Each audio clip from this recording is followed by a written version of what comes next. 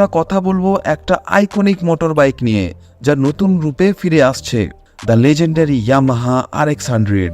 Yamaha RX-100 এর নতুন মডেলের দাম প্রায় 1 লক্ষ টাকা থেকে 1.5 লক্ষ টাকা এক শোরুম হতে পারে এবং এটি 2026 সালের ডিসেম্বরে বাজারে আসার কথা রয়েছে। এই বাইকটি একটি 98 সিসি লিকুইড কুলিং ইঞ্জিন দ্বারা পরিচালিত হবে, যা 11 PS পাওয়ার এবং 10.39 Nm টর্ক উৎপন্ন করতে সক্ষম হবে। এটির সর্বোচ্চ গতি হবে সম্ভবত 110 কিলোমিটার প্রতি ঘন্টা।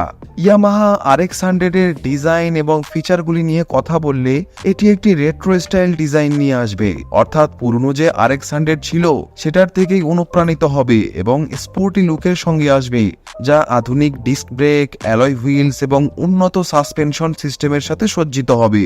এছাড়াও LED lights, day time running lights বা DRL এবং সেলফ স্টার্ট অপশনও থাকবে। এই বাইকটি নিয়ে আপনার কি